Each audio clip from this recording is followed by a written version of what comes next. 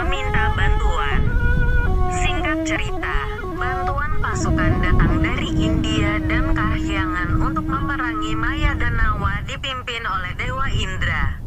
Namun Maya dan Nawa sudah mengetahui kedatangan pasukan ini berkat banyaknya mata-mata. Perang dahsyat pun terjadi dengan korban berjatuhan di kedua belah pihak. Akhirnya pasukan Maya dan Nawa kocar-kacir dan melarikan diri meninggalkan sang raja.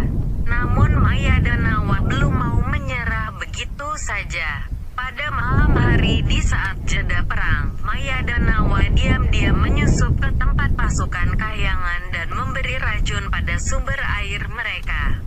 Agar tidak ketahuan, Maya dan Nawa berjalan hanya dengan menggunakan sisi kakinya. Tempat inilah yang kemudian dikenal dengan Tampak Siring. Pagi harinya, pasukan Kahyangan meminum air dan keracunan. Dewa Indra tahu racun berasal dari sumber air, sehingga beliau menciptakan mata air baru yang sekarang dikenal dengan Tirta Empul. Berkat Tirta Empul, semua pasukan yang keracunan bisa pulih kembali. Sungai yang terbentuk dari Tirta Empul kemudian dikenal dengan nama Tukat Pakerisan.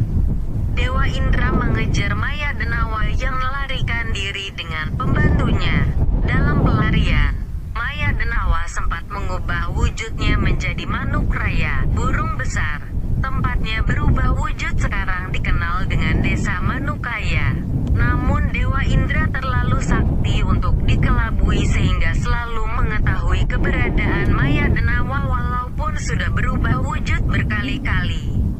Sampai akhirnya Dewa Indra mampu membunuh Maya dan Nawa. Darah Maya dan Nawa mengalir dan menjadi sungai yang dikenal dengan Tukat Petanu. Sungai ini konon telah dikutuk